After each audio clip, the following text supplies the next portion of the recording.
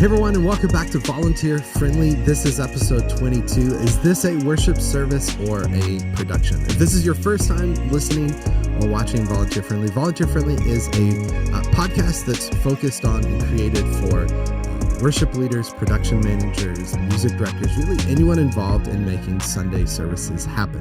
Volunteer Friendly is less than 10 minutes, and every single week we take one topic. Today's pretty broad, despite what you think in the title, and we discuss that topic. And I try to pick a topic that's maybe somewhat controversial. I try to pick a topic that's really going to make you contemplate, and then the goal is to take this topic and discuss it with your team. So let's dive into today's episode. Now, today's episode is not what you think it's about, most likely. The title is this a worship service or a production? You're probably thinking, hey, he's going to talk about, you can use production elements and still have a worship service, or are we using too much production? We've done some episodes in the past on that a bit, about are we leaning too much on technology? We've talked about this in the past, but I don't want to really discuss the topic in the episode title. Bear with me. I know this sounds really, really weird. This is the worst podcast episode to a podcast ever. But I want to use this as a launching point to really talk about something that I think is deeper. So I do a lot of research and spend a lot of time on YouTube and just Googling content to see what other type of content people talking about Ableton Live have created. And so I stumbled across a video that, I'll just say what it is and you could search and find the comment, but don't go attack this person. Well, I won't say what it is because I want to protect their privacy, but I found a video where someone was talking about how they use Ableton Live in their church worship service. And I haven't fully watched the video yet, but I did pull out some comments, some questions people asked. Pro tip, if you are a content creator, a great way to get ideas for content is to see what other people are doing. And yes, you can go take and make your own spin on it, but go see what other people are doing, see what questions people are asking about that content. And when you do the content, or do content that specifically answers those questions, but that's neither here nor there. But I was doing that, right? So that was the process that I was working through, and I was processing. And on the down towards the bottom, which I guess would mean it was one of the first comments. I don't know, think about it, but someone had posted and said, hey, I just, and again, the context here is someone showing how they use Ableton Live in their worship service. And someone posted and said, hey, I'm just really wondering, and they were kind about it, but I don't think they realized how prideful and how one-sided and biased they were in their question. And I'll get there, I promise. They essentially said, hey, I'm watching this whole video and I'm really concerned because it feels more like you're not talking about using, doing this. It feels less like a worship service and more like a production. It feels less like a service where we're honoring God and more like a concert. And I hear that often. And you may listen to this, or you may, not like a lot of the content I do because you feel like using Ableton Live, using tracks, using Playback Prime is making a worship service feel more like a concert and production. And that's a conversation we could have, and I would love to have that conversation. But that's not what I want to talk about today. But I read the person's comment, and they said, essentially, is this a worship service or is this a production? And they went on to say the reason that they don't use tracks is because you can't be spontaneous, and if you can't be spontaneous, you're not really worshiping. Which reminded me of previous episode. I can't remember exactly what episode it is. I'll see if I can find it here while we're talking, where we discussed this very topic of spontaneity. And, how much spontaneity do you have to have for it to be true worship? And, how much planning do you have to have? At what point do you plan so much that it no longer is true worship based on those things we say? So, okay, I'm almost there. The episode I'm talking about, and I'll link this up. A couple episodes that would be really helpful. Episode 14, have worship resources become a crutch? What else do we have here? Planning versus spontaneity, episode 4. Would be super helpful as we talk about that. We dive a little more into the practical and technicalities on those episodes. But as I was listening to this comment, and the person was saying, is this a worship service or a production? And we don't use tracks because you can't be spontaneous. A couple things came up to me and stuck out to me. One, I felt sad for this individual because I don't think they realized the bias. I don't think they realized the lack of humility in their statement. One, just the statement, is this a worship service or production? There is a bias inherent in the statement. I am inherently saying if anything is a production, and we'd have to define, how do you define production? Okay, well, if you have moving lights, is it a production? But if you have lights that you turn on, is it not a production? Okay, let's find that secret chapter of the Bible that tells us how many lights we can have before it becomes a production. Or if you have haze, it's a production, and if you don't, then you're truly worshiping. We can joke and we can have conversations about that, but the bias is inherent in what they said. Is this a worship service or production? I'm assuming because they're using Ableton Live, they're using tracks, they're doing this technology thing, that it's a production and it's no longer a worship service. But what I think they were missing in what they were saying, and I think what they didn't have the wisdom and or years of leading worship, and I don't even know, this may be a 60-year-old, person that's led worship for a long time, but I'd have to guess based on their statement, they're probably 18 to 25, because I made a lot of statements like that when I was 18 to 25. But they essentially said, well, we don't do this because we can't do this. And one, they made an incorrect statement. You can use tracks and be spontaneous. That's the whole reason you use Ableton Live.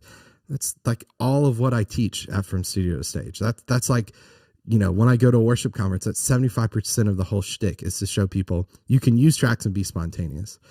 But essentially what they were saying in their statement, and this is where I'm trying to get to, is they were making a statement of value judgment saying, we don't do this because it's not true worship.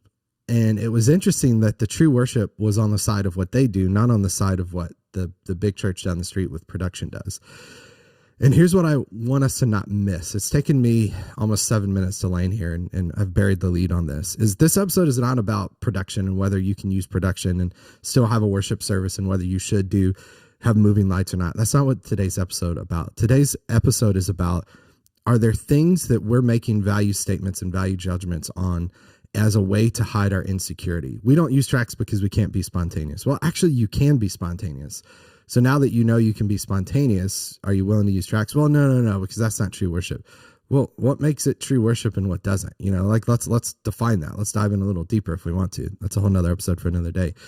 But the point I'm getting at here is, we should try to see another perspective. We should, before we comment on a YouTube video, before we, tear down the famous church, the famous pastor down the road, we should see another perspective and go, I wonder if they're onto something.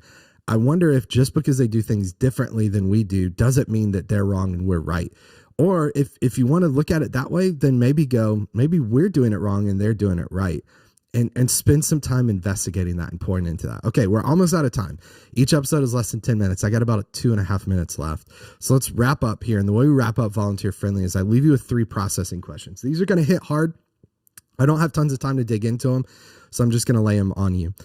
Here's what I suggest each week, though, is that you really take these questions and internally contemplate them, pray about them, discuss them with yourself, and then take these same questions after you've done the work to process and discuss them with your team. And to make that easier for you can click the link in the show notes of this episode, the description of this video, and download a free PDF that we put together. Print these out, hand them to your team, and discuss them before rehearsal, before service.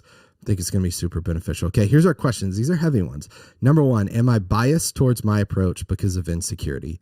What I mean by that is, do I say, oh, we don't use tracks because you can't really worship there? Well, am I really saying that because I'm insecure about my ability to use tracks, my ability to play in time, or my ability and or desire to try to learn something new? Am I trying to make something that I'm not naturally good at look really bad so that I feel better about my lack of skill, talent, or ability? Number 1, am I biased towards my approach because of insecurity? That one hurts.